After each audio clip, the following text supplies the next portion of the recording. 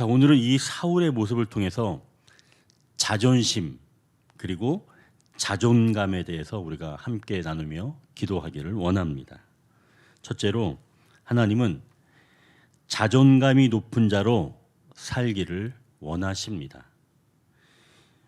이스라엘 백성들은 오랫동안 블레셋 사람들에게 눌려왔었죠. 그런데 다윗이 블레셋 골리앗을 무찌르면서 이스라엘이 승리하게 되었습니다. 백성들이 기뻐서 전쟁터에서 이기고 돌아오는 사울 왕을 환영합니다. 자, 6절 한번 보십시오. 거기 백성들이 환영을 하는데요. 누구를 환영하는 것인가요? 마지막 부분에 보면 왕 사울을 환영하는데 라고 나옵니다. 다윗이 아니죠. 분명히 사울입니다. 사울은 이걸 봤어야 되는데 그런데 사울은 자존심으로 사는 사람이죠.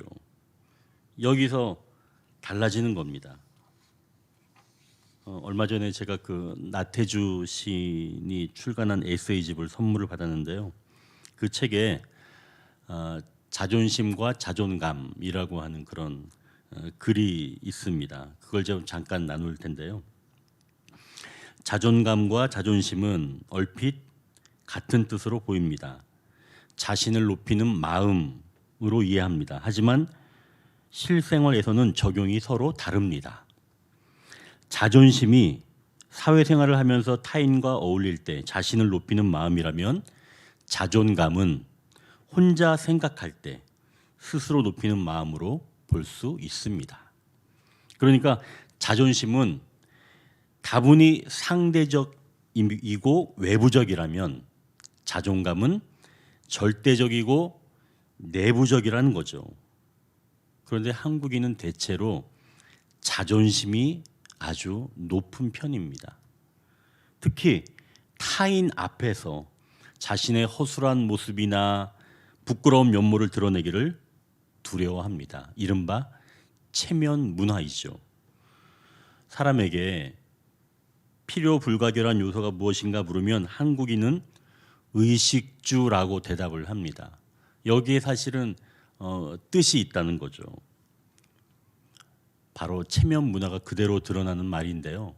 우리가 보통 먹고 산다 뭐 이렇게 표현하지만 실제로 우리가 이것을 정확하게 이야기할 때는 한국인들은 그렇게 얘기하지 않고 의식주, 즉 입는 것을 제일 앞에, 드러나는 것을 제일 앞에 둔다는 얘기입니다. 결국은 이 입고에 대한 부분을 제일 앞에 두기 때문에 좋게 말하면 체면 의식이고 좋지 않게 얘기하면 허례 의식이다라고 볼 수 있다는 거죠. 한국인은 이 점잖은 사람을 인정해 주는데요. 여기서 점잖은이라고 얘기할 때 젊지 않다라고 하는 줄임말이라고 합니다. 즉 노인이라는 거죠. 그러니까 언행이나 태도가 의젓하고 신중한 사람을 한국에서는 인정해 준다는 겁니다. 그러니 외형적으로는 자존심이 높지만 자존감은 부족한 사람으로 되어 간다는 거죠. 그러니까 이 두 마음의 간극이 커질수록 우리의 부정적인 감정이 더 싹트게 되는 겁니다. 그래서 우울감, 열등감, 그리고 열패감까지 가게 되어 곧장 불행감으로 직결된다고 하는 겁니다. 그래서 스스로 자신을 높이는 자존감이 낮으니 당연한 귀결이라고 말하는 거죠. 여러분 어떠십니까? 거칠애를 중요하게 여기는 자존심이 높습니까? 아니면 혼자 있을 때 나를 인정해주는 자존감이 높습니까? 우리가 잘하는 것과 좋아하는 것의 차이에서도 자존심과 자존감을 구별할 수가 있습니다. 잘하는 것은 밖으로 드러나는 일로 남의 시선과 관계가 있고요. 이러한 것들은 자존심을 높여줍니다. 반면 좋아하는 것은 안에서 작용하는 일로 자신의 눈과 맞닿아 있습니다. 그래서 좋아하는 것은 자존감을 높이는데 공헌한다는 거죠. 이 젊은 사람들이 자존감이 떨어지는 이유가 잘하는 삶을 살려고 애써서 그러지 않나 싶다는 겁니다. 그러니까 반대로 무엇인가 좋아하는 삶은 자기 자신에게 만족감을 줄 수 있다는 거죠. 비록 부족하고 실패할지라도 다시금 시도하고 이어갈 여지를 남길 수 있다는 겁니다. 그래서 자존감을 높이는 가장 좋은 방법은 내가 좋아하는 것을 하는 것. 물론 내가 좋아하는 것을 다 하면서 살 수는 없지만 그래도 그거 한 가지는 갖고 있어야 한다는 겁니다. 그리고 그걸 하다 보면 시간 가는 줄 모르고 나름대로 성과도 내면서 끝나도 즐거운 건 말이죠. 하나님은 자존감이 높은 자로 살기를 원하십니다. 자, 이제 두 번째 기도 제목은 내가 무엇을 떠나보내고 있는지 보라고 말씀합니다. 내가 무엇을 떠나보내고 있는지 보라고 말씀합니다. 사울이 하나님이 부르신 악령이 심하게 내려서 지금 집 안에서 정신없이 떠들고 있습니다.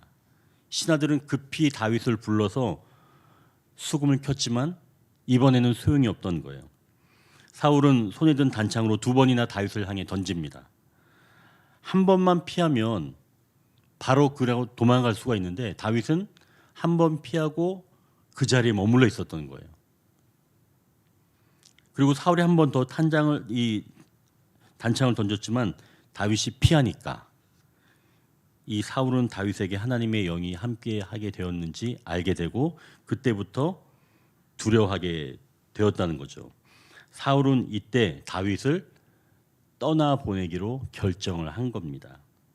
그리고 떠난 다윗이 천부장으로 있으면서도 빛나는 전과를 올리게 되었다는 이야기를 듣게 되고도 이제 두려워하게 되었다는 얘기죠.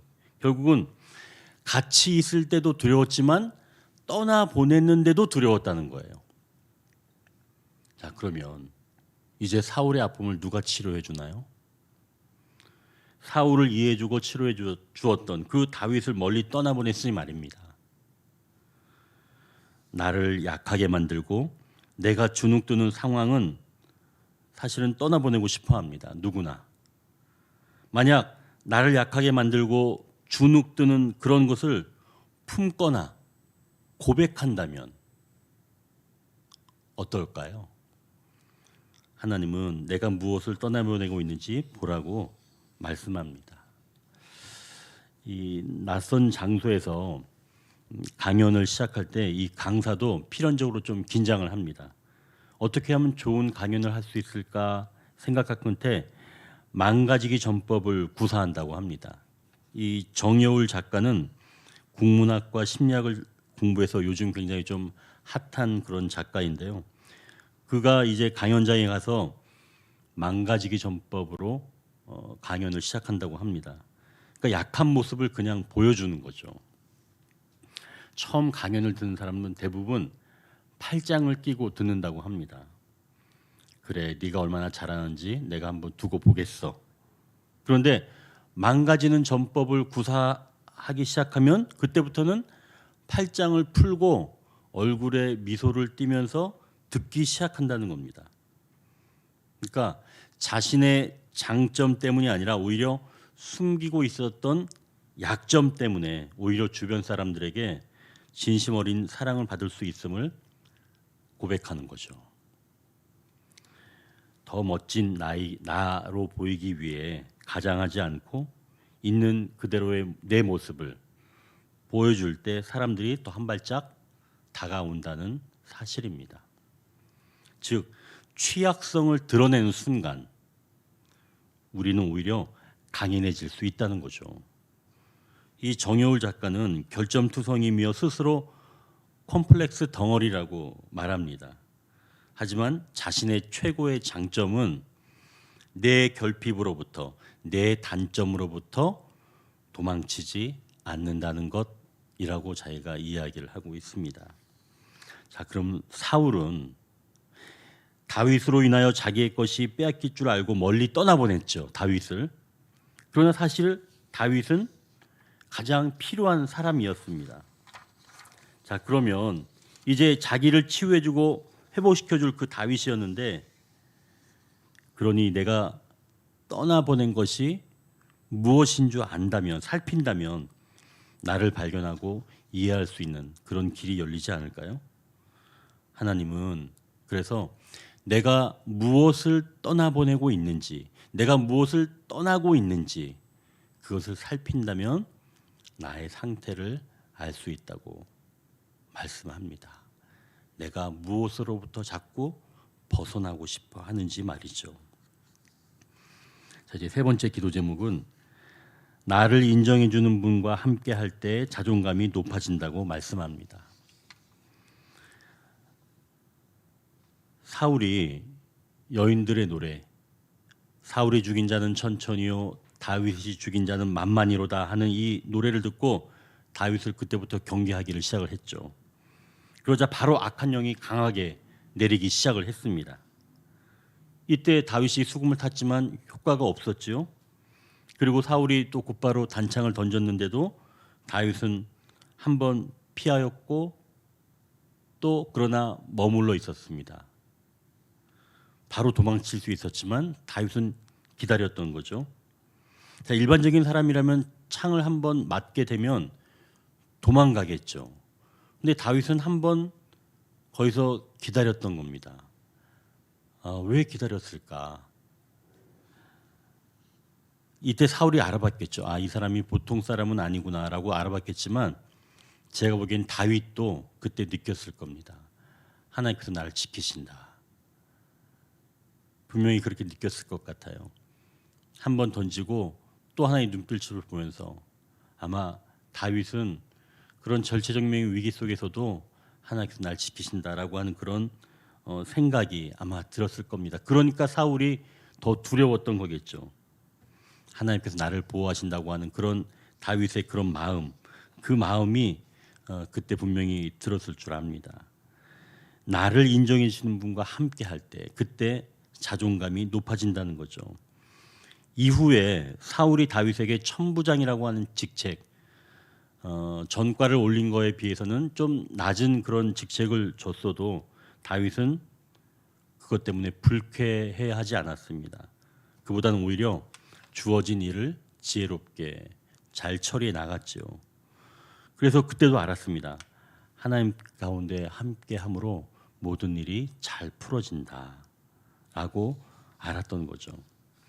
자, 이제 우리가 본다면 이 두 번째 단락에서는 내가 무엇을 떠나보내는지 그걸 아는 게 굉장히 중요하다고 했죠. 그것만 잘 알아도, 즉 나를 좀 인정만 해도, 내 상황을 좀 알아도 어느 정도 치유는 일어나는 겁니다.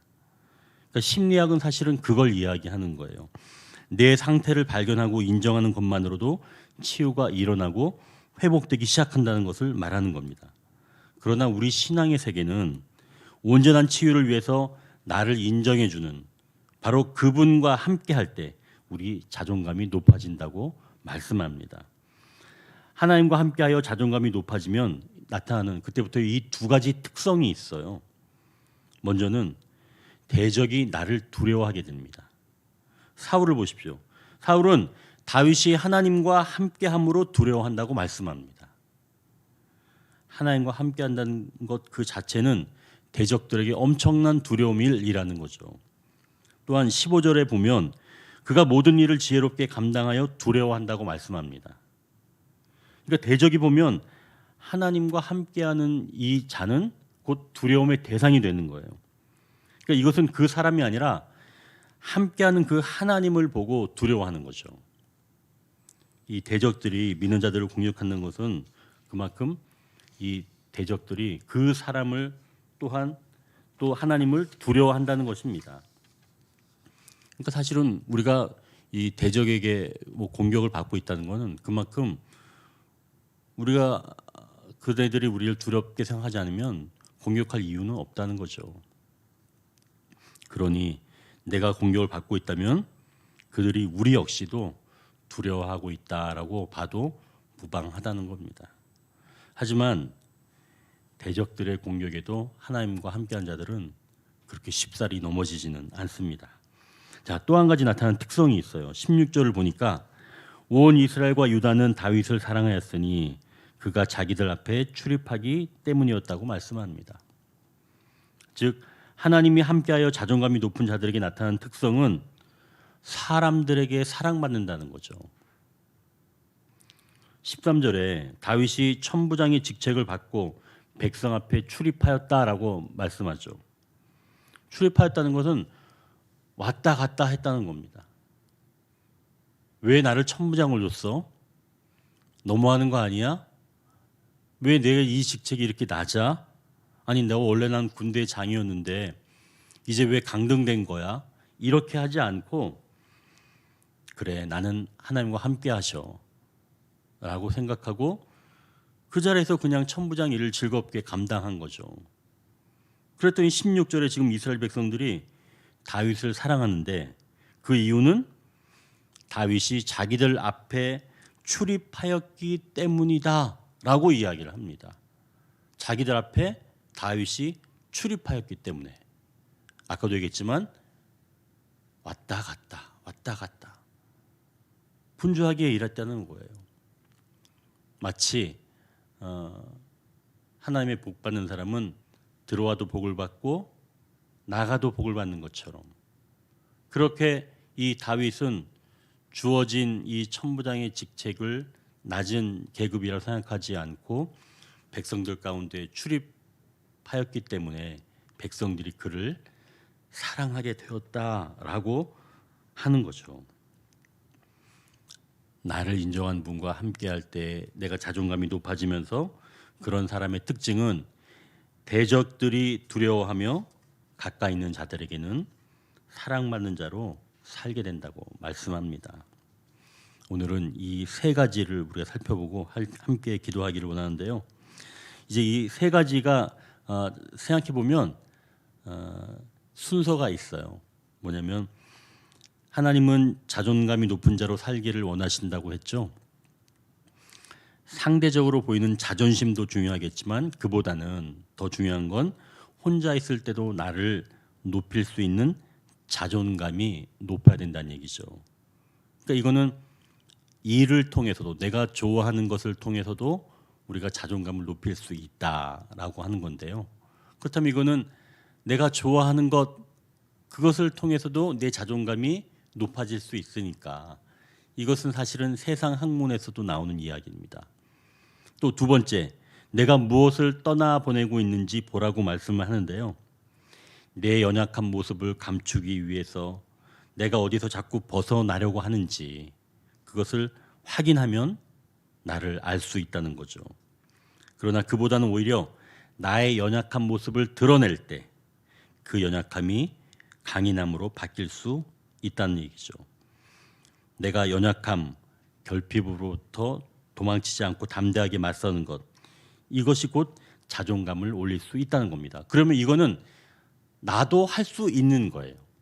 그러니까 첫 번째 우리가 기도 제목은 내가 좋아하는 것을 통해서 내가 자존감이 올라갈 수 있고 두 번째 것은 내가 나의 연약함을 드러내면서 내가 자존감이 올라갈 수가 있죠.